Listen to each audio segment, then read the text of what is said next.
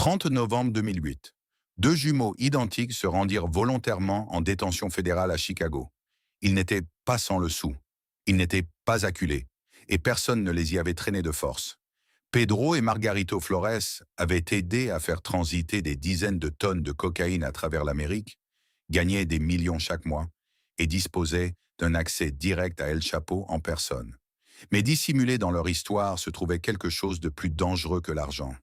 Des enregistrements, des appels téléphoniques, des preuves et une décision qui allait détruire un empire, tout en leur peignant une cible permanente dans le dos. Les jumeaux de Little Village, avant que Pedro et Margarito Flores ne s'assoient jamais en face de chefs de cartel, avant les enregistrements secrets, avant les témoignages au tribunal qui contribuèrent à enterrer El Chapo, ils n'étaient que deux garçons de Little Village, à Chicago. Ils naquirent en juin 1981, dans une famille où la frontière entre le foyer et le crime était déjà brouillée. Leur père, Margarito Flores Senior, avait été arrêté quelques mois seulement avant leur naissance, pris avec de l'héroïne alors que sa femme était encore enceinte. Quand les jumeaux vinrent au monde, leur père était déjà en route pour la prison, et l'ombre de cette absence allait les suivre bien avant qu'il soit assez mûr pour la comprendre. Mais quand il rentra à la maison, il ne revint pas comme un avertissement. Il revint comme un professeur. La plupart des garçons apprennent de leur père à travers de petites choses. Comment lancer une balle, comment réparer un vélo, comment garder la tête haute quand la vie devient dure. Pedro et Margarito apprirent autre chose. Ils apprirent comment les voitures pouvaient dissimuler des secrets. Ils apprirent comment des colis pouvaient être glissés dans des compartiments cachés. Ils apprirent comment les stupéfiants traversèrent les frontières, comment l'argent revenait dans le sens inverse et comment le silence au sein d'une famille pouvait devenir plus puissant que n'importe quelle leçon prononcée à voix haute. Vue de l'extérieur, leur maison pouvait sembler ordinaire. Une famille mexicano-américaine de la classe ouvrière de plus, qui essayait de survivre à Chicago. Mais à l'intérieur de ce monde, les jumeaux absorbaient une éducation différente, une éducation dangereuse, une enfance où les routes illégales devinrent une géographie, les compartiments secrets une mécanique, et où la loyauté envers la famille signifiait apprendre le métier dont personne ne devait parler. C'est ce qui rend leur histoire si troublante. Pedro et Margarito ne se réveillèrent pas un beau jour pour entrer soudainement dans le trafic de drogue. Ils y avaient là grandi dans sa proximité. Ils l'avaient observé. Ils en avaient appris le langage avant d'avoir la maturité nécessaire pour en questionner le prix. Et quand un enfant grandit en croyant que le danger est normal, à quoi ressemble la liberté plus tard? Pour les jumeaux Flores, Little Village n'était pas seulement un quartier, c'était la première salle de classe d'un empire. L'affaire familiale devient une carrière. Quand Pedro et Margarito étaient adolescents, le monde de la drogue n'était plus quelque chose qu'ils entendaient seulement en chuchotement. Il était autour d'eux. Il avait des noms, des visages, des voitures, des clients et des règles. Et l'une des figures les plus importantes dans ce monde était leur frère aîné, Armando. Armando n'était pas simplement un autre dealer de rue irresponsable vivant de semaine en semaine. Il était plus organisé que ça. Il faisait transiter des marchandises via un concessionnaire automobile à Cicero, Illinois. Et pour les jumeaux, il représentait un autre type de succès criminel. Moins chaotique, moins dépendant des gangs, plus discipliné, plus entrepreneurial. Dans les quartiers autour d'eux, les gangs de rue étaient bruyants. Ils attirèrent l'attention. Ils attiraient la violence. Ils attiraient la police. Mais Armando leur montra un chemin plus silencieux. Les connexions, la confiance, la logistique et la réputation. Cette leçon allait façonner tout ce que Pedro et Margarito deviendraient par la suite. Puis en 1998, le système vacilla. Des agents fédéraux frappèrent l'opération d'Armando. Il fut arrêté pour trafic de stupéfiants et condamné à la prison fédérale. Il n'avait que 24 ans. Pedro et Margarito en avaient 17. La plupart des garçons de 17 ans pensent à l'école, à l'argent, aux amis, peut-être au premier vrai goût d'indépendance. Les jumeaux Flores se retrouvaient face à un réseau criminel, sans personne pour le diriger. Les clients d'Armando avaient encore besoin d'approvisionnement. Ses fournisseurs avaient encore besoin d'acheteurs. Les contacts étaient là. Les routes étaient là. L'opportunité était là.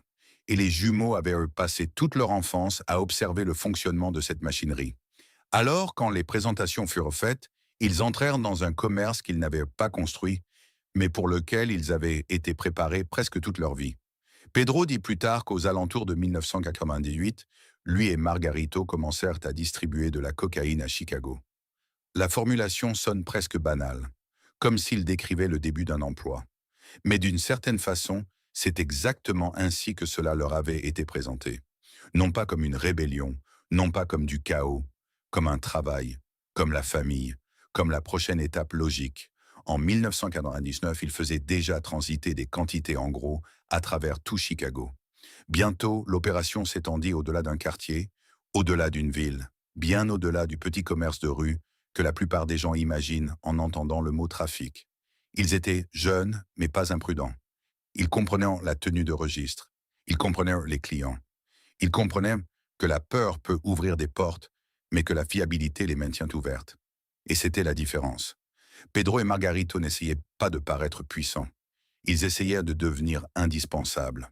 Au début de la vingtaine, alors que la plupart de leurs contemporains commençaient tout juste la vie adulte, les jumeaux avaient des maisons, des véhicules de luxe, des motos et une réputation croissante dans l'un des commerces les plus dangereux d'Amérique. Mais tout empire commence par l'ouverture d'une porte. Et pour les jumeaux Flores, l'arrestation d'Armando fut cette porte. La question n'était jamais de savoir s'ils pouvaient la franchir. La question était de savoir s'ils pourraient jamais revenir en arrière. Des rues de Chicago aux tables du cartel. Quand Pedro et Margarito entrèrent dans le commerce, ils n'opéraient pas comme de simples dealers de rue. Ils pensaient plus grand. Ils se mouvaient plus silencieusement. Et ils traitaient le trafic moins comme du chaos de rue et davantage comme une entreprise de distribution dissimulée dans la vie américaine ordinaire. Chicago devint leur centre de gravité. De là, leur réseau commença à s'étendre. Milwaukee, Detroit, Columbus, Cincinnati, New York, Philadelphie, Washington D.C. et encore plus loin. Le produit se déplaçait de ville en ville, de client en client, tandis que l'argent coulait dans la direction opposée, de retour vers le Mexique. Mais ce qui rendait les jumeaux Flores dangereux, ce n'était pas seulement le volume, c'était la discipline. Ils tenaient des registres, ils suivaient les transactions, ils comprenaient l'offre, le timing, la confiance, la dette et la réputation. Dans un monde où une erreur imprudente pouvait attirer la police, la violence ou la suspicion du cartel, ils survécurent parce qu'ils étaient organisés. Ils n'essayaient pas d'impressionner les gens au coin des rues. Ils essayaient de construire quelque chose d'invisible. Et pendant un temps, cela fonctionna. Les jumeaux apprirent à choisir des entrepôts dans des endroits que personne ne soupçonnerait. Des quartiers huppés, des rues tranquilles, des endroits où les voisins voyaient des allées propres et des maisons ordinaires. Pas la machinerie cachée d'un pipeline de stupéfiants. C'était le génie de leur opération. Plus quelque chose paraissait normal, plus c'était sûr. Au début de la vingtaine, Pedro et Margarito ne reprenaient plus simplement les contacts de quelqu'un d'autre. Ils construisaient leur propre empire. Ils avaient des voitures de luxe, des motos, plusieurs maisons et accès à un niveau d'argent que la plupart des gens ne voient que dans les films. Mais l'argent n'était pas le vrai pouvoir. L'accès l'était. Et à mesure que leur réputation grandissait, ils devenaient plus précieux pour les fournisseurs au-dessus d'eux. Les cartels mexicains n'avaient pas besoin d'hommes bruyants, ils avaient besoin de fiables. Ils avaient besoin de personnes capables de faire transiter d'énormes quantités à travers les villes américaines sans attirer l'attention. Ils avaient besoin de personnes capables de collecter des millions en liquide et de les renvoyer de l'autre côté de la frontière. Pedro et Margarito devinrent ce pont. Deux jeunes hommes de Chicago positionnés entre l'approvisionnement du cartel et la demande américaine. Et une fois qu'ils furent ce pont, tout le monde voulut les contrôler. C'est le danger caché de devenir indispensable. Au début, cela ressemble à une protection. Les gens ont besoin de vous. Les gens vous respectent. Les gens prennent vos appels. Mais dans le monde du cartel, être nécessaire ne vous rend pas en sécurité. Cela vous rend précieux. Et les gens précieux ne sont tout simplement pas autorisés à partir. Pedro disparaît. En 2005, les jumeaux Flores déplaçaient déjà des volumes sérieux. Mais ils opéraient encore par l'intermédiaire d'un homme nommé Guadalupe Lupe Ledesma, un vieux complice lié à leur père et connecté au cartel de Sinaloa. Pendant un temps, l'arrangement fonctionnait. Les jumeaux faisaient transiter le produit. L'argent coulait. Tout le monde était payé. Puis Lup arriva avec une accusation qu'on ne pouvait pas ignorer. 10 millions de dollars avaient disparu. Il les voulait en retour. Mais selon les jumeaux, ils ne devaient rien. Ce type de litige dans le monde du cartel n'est jamais simplement un problème comptable. Il devient un test de pouvoir. Lup ne voulait pas seulement l'argent. Il voulait le contrôle. Les entrepôts, les clients, les routes, toute l'opération que les jumeaux avaient construite. Pedro et Margarito refusèrent. Et ce refus changea tout. Pedro reçut un coup de fil pour une réunion. Il y alla. Puis le piège se referma. Des hommes cagoulés firent irruption, armés et prêts, le rouant de coups, le déshabillant, le menottant et le faisant disparaître. En un instant, la moitié de l'opération Flores n'était plus là. Pendant 15 jours, Pedro fut retenu prisonnier. À peine nourri, à peine hydraté, battu et laissé à attendre ce qui allait suivre. Et dans ce monde, l'attente est peut-être le pire. Car tout le monde sait ce que la captivité par le cartel signifie généralement. D'abord l'incertitude, puis la peur, puis le silence. Ce n'était même pas la première fois que Pedro avait été enlevé. En 2003, un groupe de Chicago l'avait séquestré lors d'un autre différend, et Margarito avait payé une rançon valant des millions en cocaïne pour le récupérer. Mais cette fois, c'était différent. Ce n'était pas une pression locale de rue. C'était une affaire de cartel. Et une affaire de cartel ne laissait guère de place aux négociations. Margarito comprit que s'il agissait trop lentement, son frère pourrait ne jamais rentrer à la maison. Il prit donc une décision que presque tout le monde autour de lui aurait qualifiée de folie. Il irait au-dessus de Lup. Il irait directement vers l'homme assez puissant pour annuler l'ordre, El Chapo Guzman. Mais rencontrer El Chapo n'était pas comme demander une faveur à un homme d'affaires. Cela signifiait voler vers le territoire du cartel. Cela signifiait faire confiance à des pilotes, à des escortes armées et à des hommes qui n'avaient aucune raison de le laisser sortir vivant. Margarito apporta la seule chose susceptible de sauver Pedro: les documents, les livres de compte, les chiffres, les transactions, les preuves. Les jumeaux avaient toujours été organisés et désormais cette discipline devenait plus qu'une habitude commerciale. Elle devenait la seule chance de Pedro. Margarito monta dans un petit avion et vola vers les montagnes du Mexique, en direction d'une piste en terre taillée dans un terrain dangereux. À son arrivée, des hommes armés l'escortèrent vers un compound. Là, l'homme pour lequel il était venu l'attendait. El Chapo. Petit, vigilant, puissant, entouré du type d'autorité qui n'avait pas besoin d'être crié. Il étudia Margarito avec soin, car les hommes n'entraient pas simplement dans ce monde et n'en ressortaient pas librement. Margarito ouvrit les livres. Il montra les chiffres. Il expliqua que la dette n'était pas réelle. Et en cet instant, la vie de son frère dépendait du fait qu'El Chapo croit les documents de 2 jeunes trafiquants de Chicago. Puis vint la décision. Pedro serait libéré. Il fut déposé plus tard sur une route désertique avec une clé et un téléphone, vivant après 15 jours de captivité. Quand les jumeaux se retrouvèrent, le soulagement se mêlait à quelque chose de beaucoup plus sombre. Car Margarito n'avait pas seulement sauvé son frère. Il avait ouvert une porte directe vers El Chapo lui-même. Et parfois, la porte qui vous sauve la vie est la même qui vous emprisonne pour toujours. La confiance d'El Chapo. Après que Pedro eut survécu à l'enlèvement, les jumeaux Flores n'étaient plus simplement une autre connexion américaine. Ils avaient été testés, ils avaient été observés. Et d'une façon ou d'une autre, ils s'étaient retrouvés plus proches de la source. Pour Pedro, la prochaine rencontre avec El Chapo n'était pas seulement une affaire. C'était personnel. C'était l'homme qui avait ordonné sa libération. L'homme qui avait le pouvoir de décider s'il vivrait ou disparaîtrait pour toujours. Quand Pedro vola vers les montagnes du Mexique, l'atmosphère disait tout avant que quiconque ne parle. Un territoire reculé, des hommes armés, un compound où les règles n'étaient donc pas écrites, parce que tout le monde les comprenait déjà. Sur le chemin, Pedro vit un prisonnier enchaîné à un arbre. On ne lui expliqua rien. Inutile de le faire. Cette image était le message. C'est ce qui arrivait aux gens qui avaient contrarié le mauvais individu. Et Pedro continua à marcher. C'était l'étrange monde que les jumeaux avaient intégré. Un monde où une blague pouvait briser la tension, un cadeau pouvait construire la confiance, et un seul mot de travers pouvait mettre fin à une vie. El Chapo ne suscitait pas seulement la crainte. Il pouvait aussi être charmant quand il le voulait. Des vêtements simples, Une conversation détendue, un moment d'humour à propos du style très américain de Pedro. Puis plus tard, un cadeau, un short en jean présenté dans une boîte comme une plaisanterie. El Chapo rit, et ce rire avait de l'importance, car dans le monde du cartel, la confiance est rarement officielle. Elle se construit à travers de petits moments, des signaux privés, des faveurs, et la conviction que quelqu'un peut gagner de l'argent sans devenir un problème.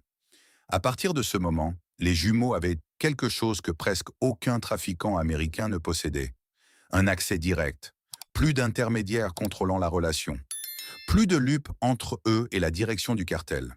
Les jumeaux Flores avaient désormais une ligne directe vers l'une des organisations criminelles les plus puissantes du monde. Et avec cet accès, tout s'amplifia. Entre 2005 et 2008, leur opération atteignit une échelle qui paraît presque impossible. Les témoignages judiciaires décrivirent des livraisons d'environ 1500 à 2000 kg de cocaïne par mois. Pas par an, par mois. Au fil du temps, les totaux atteignirent des dizaines de tonnes. Chicago devint le hub. De là, les stupéfiants se répandaient à travers les États-Unis, tandis que des millions en liquide remontèrent vers le Mexique. Les jumeaux ne vendaient pas simplement de la drogue. Ils géraient un pipeline, des camions, des compartiments cachés, des entrepôts, des clients de confiance, de l'argent liquide en volume, du timing, du risque. Chaque élément devait se mouvoir correctement, car une erreur pouvait exposer toute la machine, et l'argent était colossal. Le genre d'argent qui change la façon dont les gens se perçoivent. Des voitures de luxe, des resorts privés, des demeures en montagne, des bijoux coûteux, des animaux exotiques. Une vie qui, de l'intérieur, ressemblait moins à de la criminalité et davantage à un succès sans plafond. Mais c'est l'un des mensonges les plus dangereux que le pouvoir raconte. Au sommet, tout ressemble à du contrôle. Les gens prennent vos appels. Les fournisseurs vous font confiance. Les clients dépendent de vous. L'argent afflue en permanence. Mais plus les jumeaux Flores grimpaient, moins ils avaient de marge de manœuvre. Ils étaient liés non seulement à El Chapo, mais aussi à d'autres grandes figures du cartel, dont Ismael El Mayo, Zambada et Arturo Beltrán Leiva. Pendant un bref moment, cela les rendait incroyablement précieux. Ils pouvaient faire des affaires avec des hommes puissants de différents bords. Ils pouvaient déplacer du produit à une échelle que peu pouvaient rivaliser. Ils pouvaient transformer des villes américaines en points de distribution pour l'approvisionnement du cartel. Mais le pouvoir dans ce monde n'est jamais stable. Il se déplace. Il observe. Il se souvient de chaque dette, chaque faveur, chaque trahison en attente. Et en 2008, les alliances autour d'eux commencèrent à se fissurer. Les mêmes relations qui avaient enrichi les jumeaux allaient bientôt les enfermer entre des ennemis qui ne se faisaient plus confiance. Ils avaient atteint le rêve que tout trafiquant croit vouloir. Un accès illimité, de l'argent illimité, un danger illimité. Et le pire était ceci, quand Pedro et Margarito réalisèrent qu'ils voulaient sortir, ils étaient déjà trop précieux pour sortir vivants. Ce n'était pas un gang, c'était une machine. Avant la trahison, avant les enregistrements, avant les témoignages au tribunal, il est important de comprendre ce que les jumeaux Flores avaient réellement construit. Ce n'était pas un gang de rue désorganisé déplaçant du produit d'un coin à l'autre. C'était une machine, un système logistique criminel dissimulé dans la vie américaine ordinaire. Des entrepôts dans des quartiers tranquilles, des camions avec des compartiments secrets, des clients répartis dans plusieurs villes, de l'argent liquide revenant par des routes soigneusement arrangées. Et au centre de tout cela se trouvaient deux frères qui comprenaient quelque chose que beaucoup de criminels plus bruyants n'avaient jamais saisi. Le pouvoir ne consiste pas toujours à inspirer la peur. Parfois, le pouvoir, c'est être suffisamment fiable pour que les personnes les plus dangereuses du monde aient besoin de vous. C'est pour ça que le gouvernement les voulait. Et c'est pour ça que le cartel ne pouvait jamais vraiment les laisser partir. La décision de coopérer. En 2008, Pedro et Margarito Flores vivaient dans le type de succès qui aurait dû leur faire sentir intouchables. Ils avaient l'accès, ils avaient l'argent, ils avaient la confiance du cartel. Ils avaient passé des années à construire un pipeline si efficace qu'il semblait presque impossible à arrêter. Mais sous la surface, le monde autour d'eux changeait. Et dans le commerce du cartel, le changement arrive généralement avec du sang dans son sillage. Le vieil équilibre se désintégrait. El Chapo Guzman et Ismael El Mayo, Zambada, n'étaient plus alliés avec Arturo Beltrán Leiva, comme il l'avait été. D'anciens partenaires devenaient des ennemis. Des territoires devenaient des lignes de front. Et les jumeaux Flores étaient coincés au milieu parce qu'ils avaient fait des affaires avec toutes les parties. C'était le cauchemar. Ils étaient utiles à tout le monde, mais pleinement dignes de confiance pour personne. S'ils choisissaient un camp, ils pouvaient être tués par l'autre. S'ils essayaient de rester neutres, les deux camps pouvaient les soupçonner. Et s'ils faisaient un seul faux mouvement, leur argent, leur famille et leur vie pouvaient disparaître du jour au lendemain. Pour Pedro, la crise devint encore plus personnelle quand sa femme tomba enceinte. Un enfant change l'avenir. Mais pour quelqu'un enfermé à l'intérieur d'un pipeline de cartel, cela pose aussi une question terrifiante. Quel avenir peut-on lui offrir? L'argent pouvait acheter des maisons, il pouvait acheter des voitures, il pouvait acheter le silence. Mais il ne pouvait pas acheter la sécurité. Il ne pouvait pas effacer le fait que chaque appel téléphonique pouvait être surveillé, que chaque amitié pouvait être calculée et que chaque relation avec le cartel pouvait devenir mortelle sans avertissement. Les jumeaux avaient atteint le sommet d'un monde où le sommet n'était pas la liberté. C'était l'exposition. Ils commencèrent donc à penser à une sortie. Mais sortir de la criminalité ordinaire est difficile. Sortir du réseau d'El Chapo, c'est tout autre chose. On ne remet pas sa démission d'une relation avec le cartel. On ne cesse pas simplement de répondre au téléphone. On ne dit pas aux hommes qui déplacent des milliards de dollars qu'on a terminé, en s'attendant à ce qu'ils vous souhaitent bonne chance. Pedro et Margarito comprirent que leur seule véritable protection devait venir de la seule force assez puissante pour faire face au cartel, le gouvernement des États-Unis. Ils prirent donc contact avec les autorités fédérales en octobre 2008 et commencèrent à coopérer. Mais ils ne vinrent pas les mains vides avec de vieilles histoires et des souvenirs vagues. Ils vinrent avec une stratégie. Ils savaient que leur valeur résidait non seulement dans ce qu'ils savaient, elle résidait dans ce qu'ils pouvaient prouver. Les noms comptaient, les routes comptaient, les livres de comptes comptaient, mais les enregistrements comptèrent le plus. Cela signifiait qu'ils devaient continuer à opérer tout en collectant secrètement des preuves. Ils devaient parler au contact du cartel tout en dissimulant leur coopération. Ils devaient sonner normaux alors que chaque conversation pouvait les trahir. Et ils devaient tout faire en sachant que la découverte ne signifierait pas l'arrestation. Elle signifierait la mort. C'est ici que leur histoire devient moralement complexe. Essayaient-ils soudainement de faire ce qui était juste? Pensaient-ils à leur famille? Avaient-ils peur d'être tués dans une guerre de cartel? Ou faisaient-ils simplement le mouvement le plus intelligent disponible à des hommes qui sentaient les murs se refermer? Peut-être tout cela à la fois. Les gens veulent souvent que les histoires criminelles aient des points de bascule clairs. Le méchant devient témoin. Le criminel devient utile. La trahison devient justice. Mais la vraie vie est rarement aussi nette. Les jumeaux Flores avaient inondé les rues américaines de stupéfiants pendant des années. Leur coopération n'effaça pas cela. Elle n'annula pas les dommages. Elle ne fit pas d'eux des héros. Mais elle créa l'une des opportunités les plus dangereuses que des enquêteurs fédéraux aient jamais vues. Deux trafiquants actifs, encore dignes de confiance aux yeux de la direction du cartel, prêts à enregistrer des conversations de l'intérieur. Les jumeaux ne quittaient pas seulement l'Empire, ils se préparaient à remettre au gouvernement une carte de son fonctionnement. Et pour cela, ils avaient besoin de quelque chose de presque impossible. Ils avaient besoin d'El Chapo lui-même au téléphone. L'appel qui aurait pu les tuer. Mettre El Chapo au téléphone n'était pas simple. Des hommes comme lui ne prenaient pas d'appel de n'importe qui.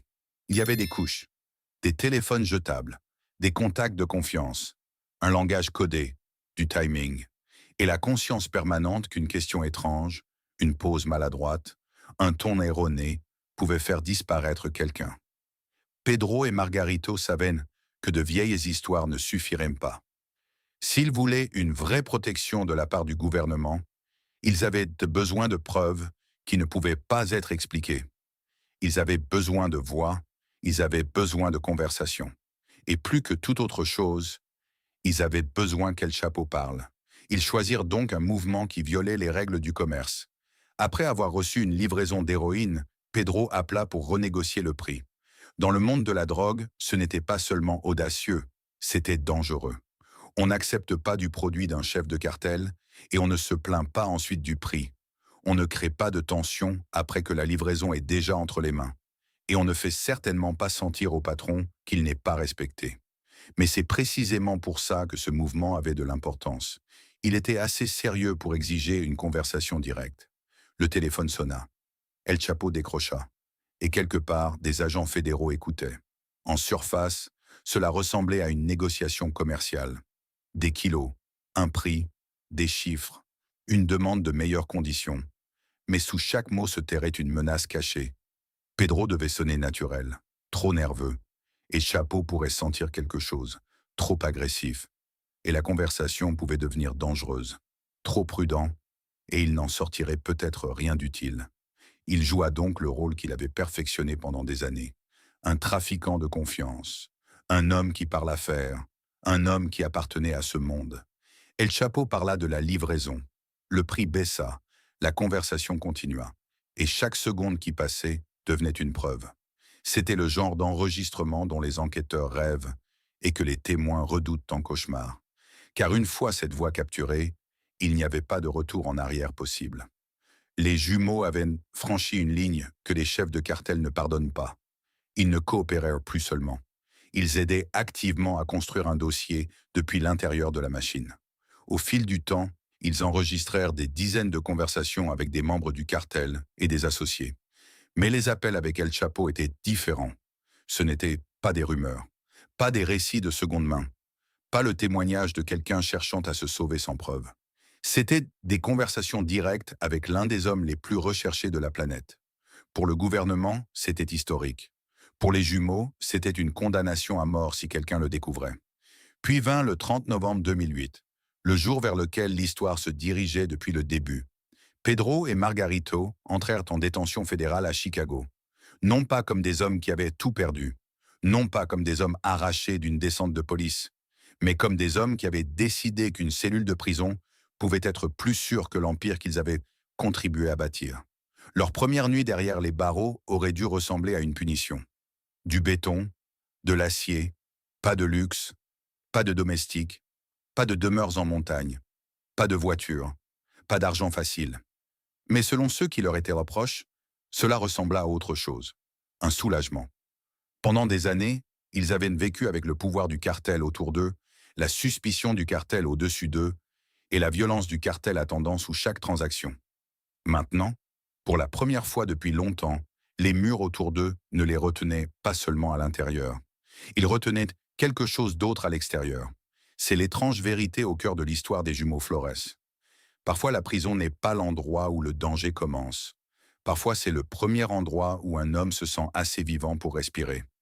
Mais la liberté vis-à-vis du cartel n'allait jamais arriver proprement. Et le prix de ces enregistrements allait bientôt atteindre la personne qu'ils ne pouvaient pas protéger. Leur père. Le prix du père. En 2009, alors que Pedro et Margarito étaient profondément engagés dans la coopération fédérale, leur père prit une décision dont tout le monde autour de lui savait qu'elle était dangereuse. Margarito Flores Senior voulait retourner au Mexique. Il dit que c'était pour des affaires personnelles. Mais il n'existait plus de choses telles qu'un simple voyage. Ses fils coopéraient avec le gouvernement. Leurs enregistrements avaient exposé des conversations du cartel. Leurs informations aidaient les procureurs à monter des dossiers contre certaines des figures criminelles les plus puissantes du monde. Et dans ce monde, la trahison ne suit pas seulement la personne qui parle. Elle suit la lignée de sang. Les jumeaux supplièrent à leur père de ne pas y aller. Les autorités fédérales le mirent en garde. Tout le monde comprenait le risque, mais il y alla quand même. En quelques jours, il disparut. Sa voiture fut retrouvée plus tard abandonnée dans le désert de Sinaloa. Un message aurait été laissé, un avertissement directement lié à la coopération de ses fils. Son corps ne fut jamais retrouvé. Margarito Flores Senior fut présumé mort. Pour Pedro et Margarito, ce fut le moment où la coopération cessa d'être une stratégie juridique pour devenir une tragédie familiale. Ils avaient passé leur vie à l'intérieur du monde que leur père leur avait d'abord présenté. Il leur avait appris le langage caché des voitures, des routes, des colis et du silence. Il avait contribué à façonner le chemin qui les avait conduits à l'Empire. Et maintenant, après qu'ils avaient essayé de s'échapper de ce même empire, c'était lui qui payait le prix le plus lourd. Il y a un cercle cruel dans tout cela. Le père qui les avait rapprochés du trafic de drogue fut englouti par la violence qui suivit leur décision de partir. Les jumeaux auraient pu cesser de coopérer. Ils auraient pu se taire. Ils auraient pu refuser de donner davantage. Mais s'arrêter n'aurait pas ramené leur père. Et peut-être est-ce ce qui rendit le prochain choix encore plus froid. Ils continuèrent. Ils continuèrent d'aider les autorités fédérales. Ils continuèrent de transmettre des informations. Ils continuèrent d'avancer vers les procès et les actes d'accusation qui allaient exposer la direction du cartel. Mais à partir de ce moment, chaque mot venait avec un fantôme derrière lui. Leurs témoignages ne portaient plus seulement sur du temps de prison. Ils ne portaient plus seulement sur la protection de leurs épouses ou de leurs enfants. Ils portaient sur un père mort, une voiture abandonnée et un avertissement dans le désert. Ils avaient aidé à construire la machine. Ils avaient aidé à l'alimenter. Puis ils avaient essayé de se retourner contre elle. Et la machine avait répondu dans le seul langage qu'elle connaissait. La peur. C'était le prix que les jumeaux Flores ne parvinrent jamais à négocier à la baisse. Le témoin qui contribua à enterrer El Chapo des années après que les enregistrements eurent été réalisés, l'histoire atteignit la salle d'audience que tout le monde attendait. Le tribunal fédéral de Brooklyn. Le procès de Joaquín El Chapo Guzmán Loera. Pendant des décennies, El Chapo semblait presque intouchable. Il s'était évadé de prison. Il s'était déplacé à travers les montagnes. Il avait creusé des tunnels. Il avait commandé la loyauté. Et il avait transformé la peur en un type de pouvoir qui traversait les frontières. Mais à l'intérieur de cette salle d'audience, le pouvoir avait une autre apparence. Il ressemblait à des preuves. Il ressemblait à des témoignages. Il ressemblait à des voix capturées sur des enregistrements qui n'auraient jamais dû exister. Pedro Flores entra comme l'un des témoins à charge les plus importants. Ce n'était pas un observateur lointain. Il ne répétait pas des commérages de quartier. Il avait fait des affaires avec la direction du cartel. Il avait fait transiter du produit à travers des villes américaines. Il avait parlé directement avec El Chapo, et il avait survécu assez longtemps pour expliquer aux jurés comment le système fonctionnait. Il décrivit l'opération de Chicago, les entrepôts, les routes, l'argent, l'échelle. Il expliqua comment des tonnes de stupéfiants se déplaçaient à travers ce qui ressemblait à de la vie américaine ordinaire, et comment des millions de dollars voyageaient de retour vers le Mexique. Pour la défense, Pedro était une cible facile dans un sens. C'était un trafiquant condamné, un témoin coopérant, un homme qui avait toutes les raisons de réduire sa propre peine. Mais le problème était que Pedro n'arriva pas seulement avec des mots. Il y avait des livres de comptes, il y avait des documents, il y avait des appels enregistrés. Et ces enregistrements rendaient l'histoire plus difficile à écarter. Au final, El Chapo fut reconnu coupable et condamné à la réclusion à perpétuité plus 30 ans. Un homme qui avait bâti sa légende sur l'évasion fut envoyé dans un endroit conçu pour effacer l'évasion de l'imagination. ADX Florence, le pénitencier de haute sécurité, du béton, de l'isolement, du silence.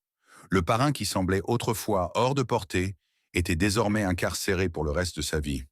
Mais pour Pedro et Margarito, ce n'était pas une victoire nette, car chaque mot de témoignage les rendait plus précieux pour les procureurs et plus haïs par les personnes qu'ils avaient trahies.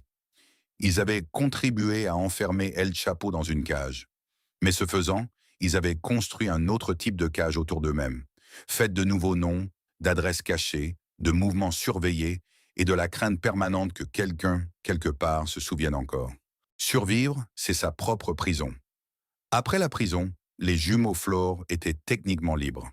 Mais la liberté est un mot compliqué quand on a trahi l'une des organisations criminelles les plus dangereuses du monde. Pour la plupart des gens, sortir de prison signifie tenter de reconstruire une vie normale. Pour Pedro et Margarito, le normal avait disparu pour toujours. Chaque rue pouvait ressembler à un risque. Chaque inconnu pouvait devenir une question. Chaque portière de voiture, chaque appel téléphonique, chaque apparition publique portait le poids invisible de ce qu'ils avaient de fait. Margarito choisit plus tard un chemin que peu attendirent. Plutôt que de disparaître complètement, il commença à s'exprimer publiquement, enseignant aux forces de l'ordre la logistique des cartels, les routes de trafic et les systèmes qu'il avait lui-même utilisés. Pour certains, cela ressemblait à une rédemption. Pour d'autres, à de l'hypocrisie, car rien de ce qu'il enseigne ne peut effacer les dommages causés par les tonnes de stupéfiants qu'il a contribué à faire transiter à travers les villes américaines. Rien ne peut ramener le père perdu après le début de la coopération. Et rien ne peut pleinement effacer l'ombre de l'Empire que les jumeaux avaient contribué à bâtir avant de contribuer à le détruire. C'est pourquoi leur histoire ne devrait pas être racontée comme une histoire de héros. Ce n'est pas aussi simple que ça. Pedro et Margarito Flores étaient brillants, organisés et stratégiques. Dans une autre vie, ces mêmes qualités auraient pu faire d'eux de puissants hommes d'affaires. À la place, ils devinrent une partie d'une machine qui alimentait la dépendance, la violence, l'argent, la peur et la mort. Puis quand cette machine commença à se refermer sur eux, ils se retournèrent contre elle. C'était peut-être de la conscience, peut-être de la survie, peut-être les deux, mais le résultat est le même. El Chapo mourra derrière les murs d'une prison. Les jumeaux Flores vivront en dehors d'eux. Et pourtant, chaque jour pour le reste de leur vie, ils devront peut-être encore regarder par-dessus leur épaule. Car parfois survivre ne ressemble pas à la liberté. Parfois survivre n'est qu'une autre prison, sans mur, sans gardien et sans fin.